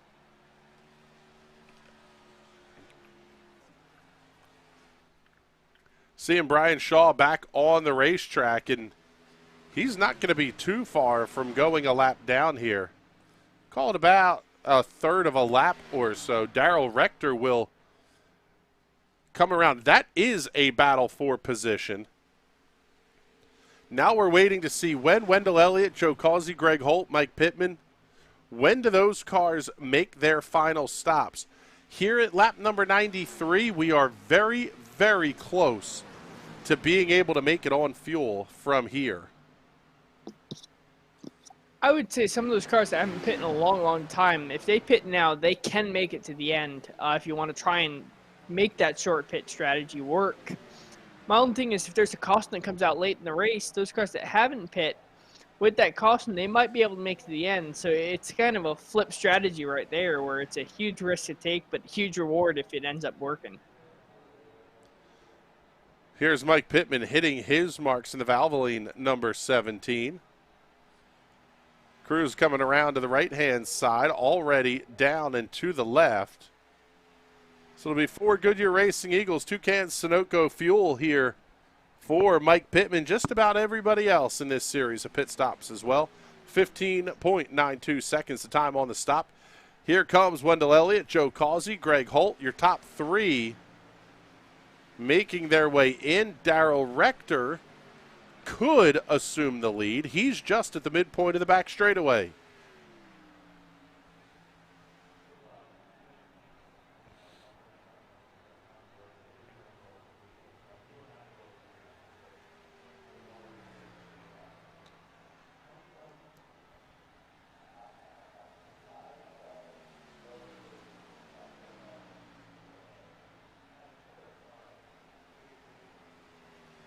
Darrell Rector able to come around easily In fact, he's going to be almost a second and a half ahead of Brian Shaw.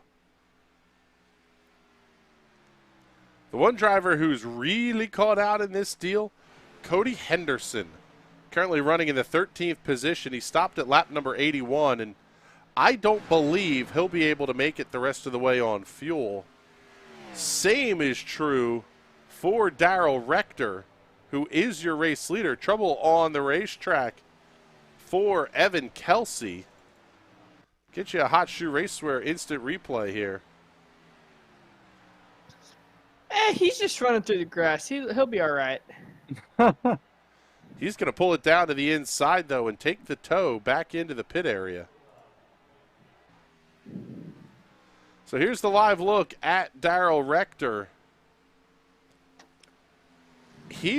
I would imagine he's probably going to be in pretty big fuel save mode here to try to make it an extra 10 laps from where we saw everybody else on the pit road.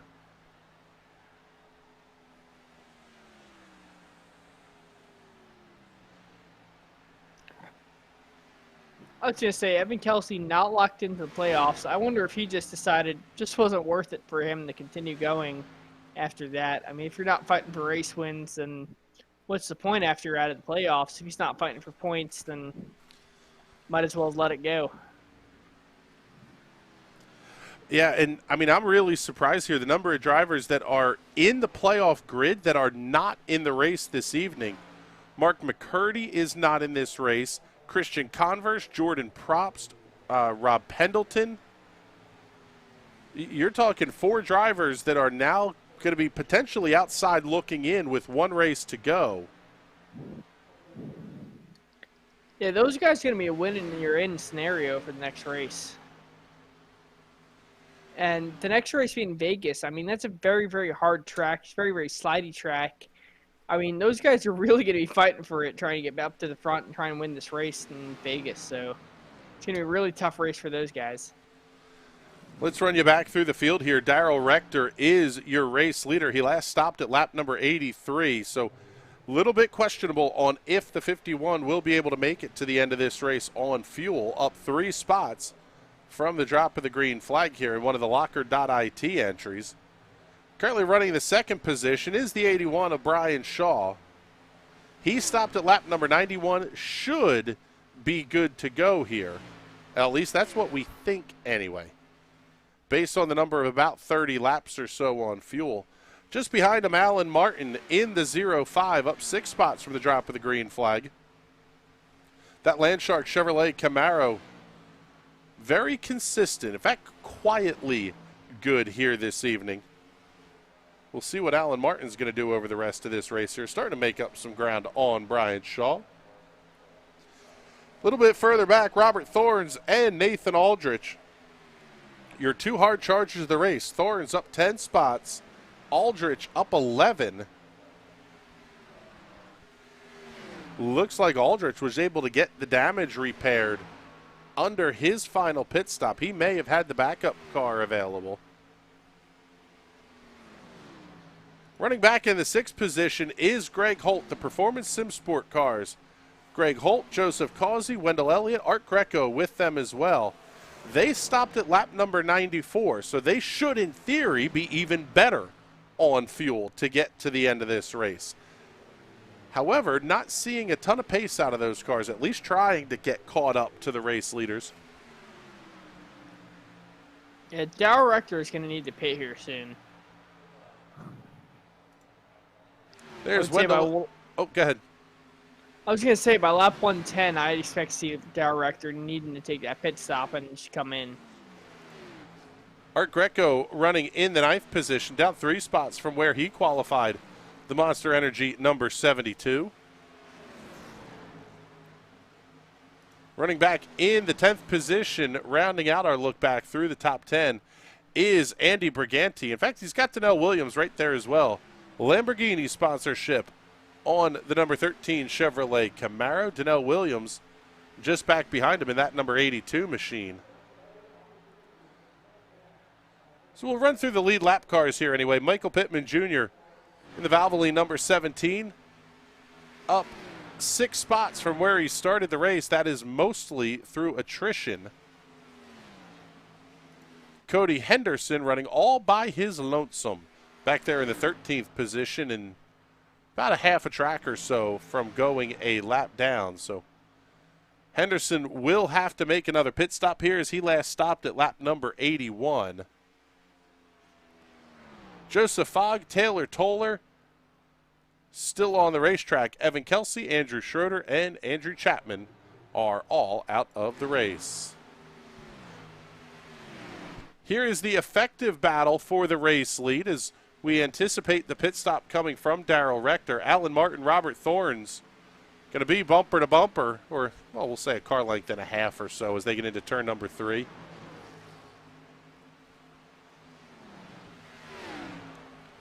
These cars running lap times in the 40.5-second range. The next group of cars back, Greg Holt running 39.96. About a half second faster. Last lap time, about a third of a second faster. They're starting to catch that battle for the lead here, and you wonder if this has all been a big fuel-saving game out of the Performance Sim Sport team, as they're already up on the back bumper of Brian Shaw. Holt looks down to the inside, little side draft. Joe Causey going to go right with him. Wendell Elliott stays down to the inside as well. All 3 cars going to come around Brian Shaw. So that 81 car just hung out to dry. Yeah, this may be the fight for the win here. And if it's team cars playing some team orders games, you wonder if this isn't Joe Causey and Wendell Elliott pushing Greg Holt to a win. Causey should be good on points to advance into the next round. Same is true for Wendell Elliott, as both of those drivers have run the first 2 races in this round of the playoffs.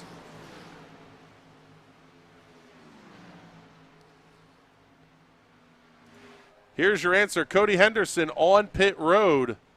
So we would anticipate seeing Darrell Rector on pit road in the next couple of laps or so.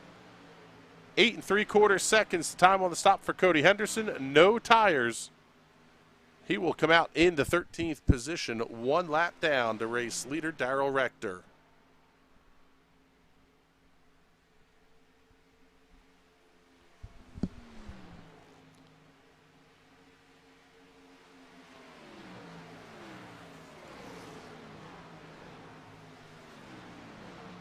This is your battle for the lead once Darrell Rector hits pit road.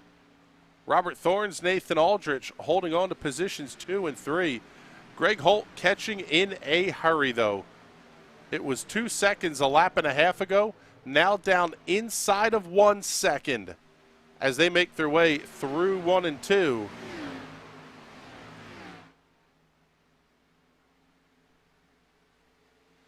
Kind of interesting here, James, that Thorns and Aldrich are running now about the same times as race leader Darrell Rector,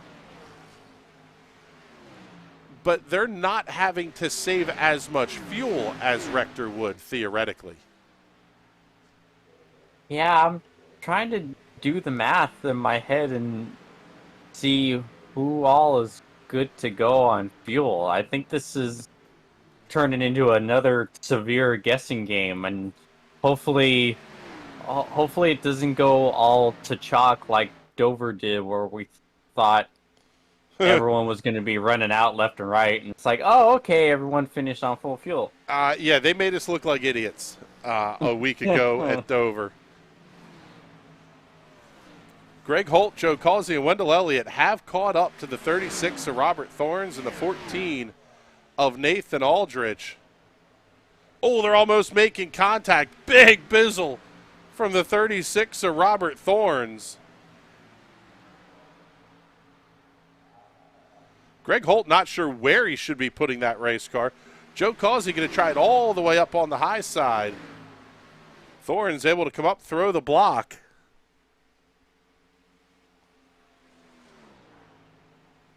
And again, now this is the battle for the race lead. 3 wide through 3 and 4. Causey all the way up on the top shelf.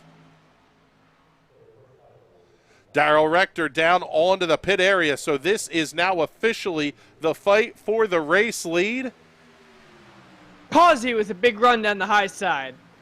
Oh, he's going to take the lead easily here in the one. If he can come down and hold it, he's going to have it there.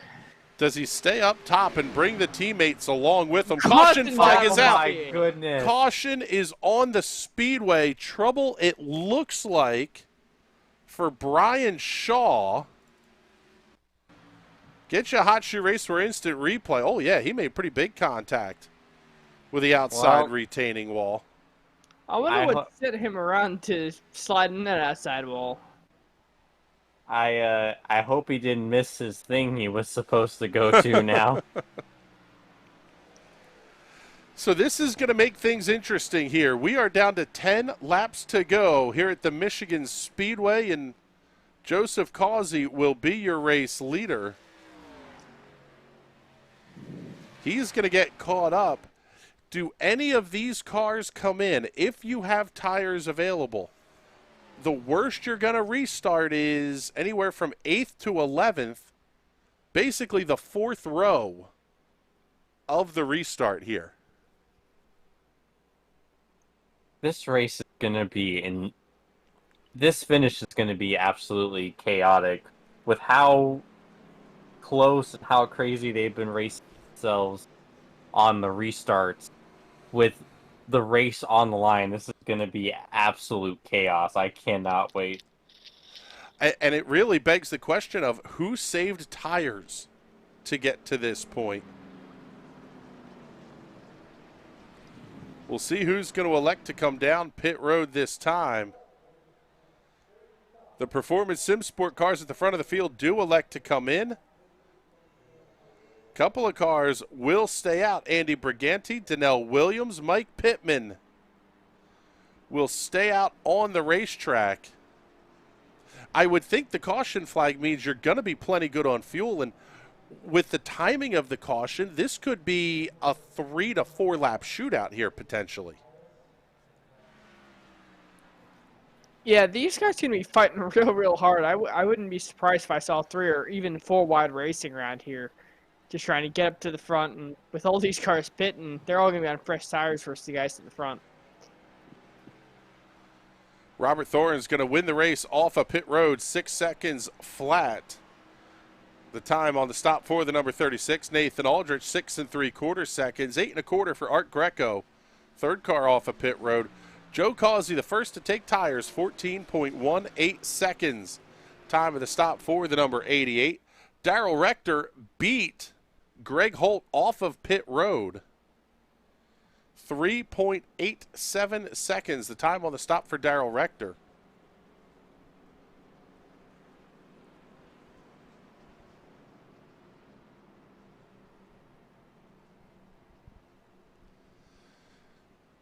Now you wonder here, are we in a bit of a fuel mileage game? Because Andy Briganti, Donnell Williams, and Mike Pittman Jr. all stopped at lap number 93. It's going to be tight to see who's going to be able to make it among those top 3 on fuel.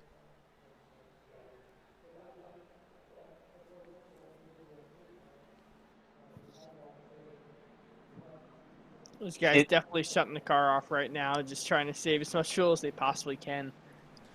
Let's not forget here, Donnell Williams is a playoff driver. He gets all the bonuses that come with a race win, including the lock into the next round. This would be a huge win for Donnell Williams if he's able to pull it off. And perhaps the biggest thing that may come into play here, the first car with tires is Joseph Causey, and he's going to restart 7th. That's a lot of race cars to pass here in just about 6 laps or so, 7 laps. So what you're saying is we may get a freak playoff win that severely shakes up the playoff grid? Or have we seen that before? I was going to say, potentially.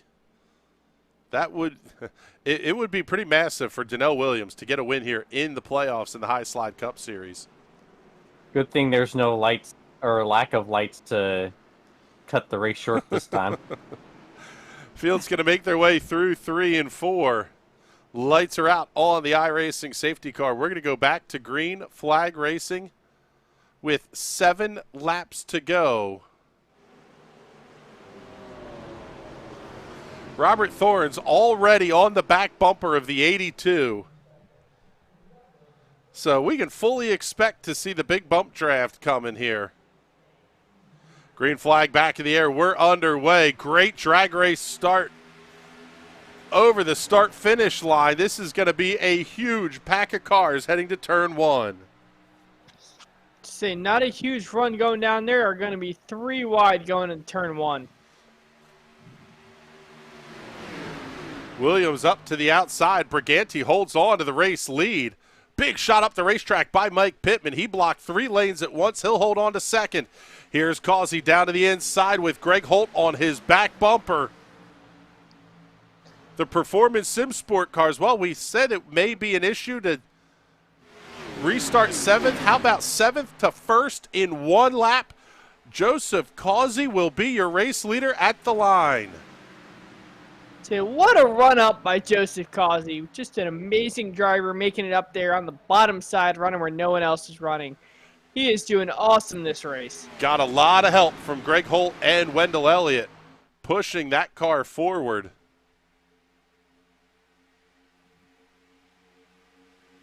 They worked that restart to absolute perfection.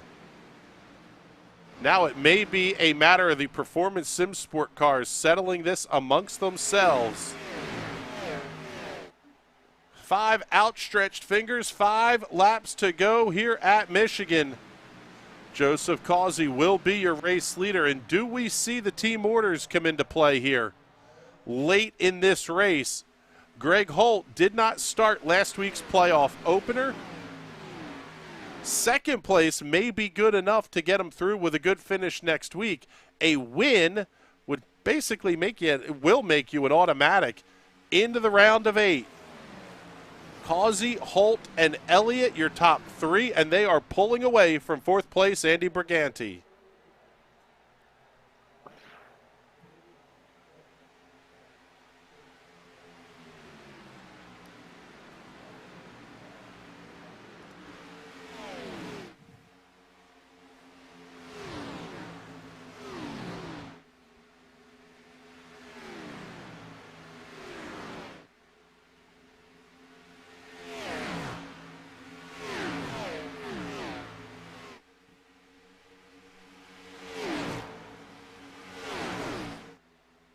I tell you what here, James, it may not matter if we get a caution flag at this point or not. Causey, Holt, and Elliott are absolutely the class of this field. The lead over 2 seconds over Andy Briganti with 3 to go. Yeah, no one's touching them. They're too fast and they're working together too perfectly. This is like SHR at Talladega in 2018 levels of, yeah, they're too organized. Yeah, those guys have been the guys to beat all season long. No surprise to see the cream rise to the top here as we work our way through the High Slide Cup Series playoffs. Causey all the way down to the apron with 2 to go. When does Greg Holt make the move, and who does Wendell Elliott decide to go with? That may be what decides the outcome of this race here. Here's the move by Holt down to the inside. Yeah, Joseph Causey a little loose off turn 2. Joseph Causey down to the inside. He's going to clear him almost in turn 3. He does clear him. Greg Holt's going to take the lead. They'll come around and see the white flag. 1 lap to go here at Michigan. Greg Holt holds on to the race lead. Joe Causey going to be all over his back bumper into turn number 1. You'd think he's going to set the pass up into 3, not give Holt a chance to retaliate. It may not matter here as Wendell Elliott peeks down to the inside of Causey. That opens up the gap to 2 car lengths as they make their way into 3 for the final time. Greg Holt absolutely needed a win to guarantee an advancement into the round of 8 in the High Slide Cup Series playoffs, and he will get that win here at Michigan. Greg Holt claims the victory over Joseph Causey and Wendell Elliott. Andy Briganti going to hold on for the 4th position. Good run for that number 13 machine, and a great finish, up 13 spots to your hard charger of the night, Mike Pittman.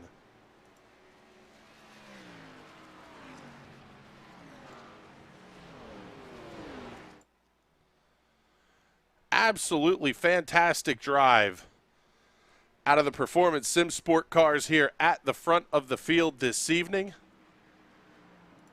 Let's get your final race results as they make their way back around to the front straightaway. Greg Holt is the race winner by a quarter of a second over Joseph Causey. Wendell Elliott another 10th back in 3rd. Andy Briganti, Mike Pittman, your top 5. Darrell Rector, Danelle Williams, Nathan Aldrich, Cody Henderson, and Alan Martin round out your top 10. Robert Thorns, Art Greco, Joe Fogg, Taylor Toller, and Brian Shaw back to the 15th position. Evan Kelsey, Andrew Schroeder, and Andrew Chapman will round out your field.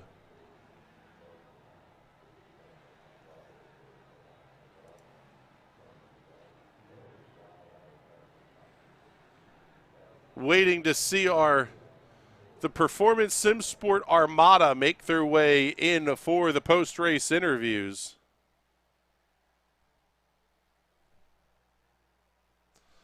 We'll start things off here with runner-up tonight, Joseph Causey. And Joseph, a very good run for you here in that number 88 machine, ultimately coming up about a lap short of having a final shot to get around Greg.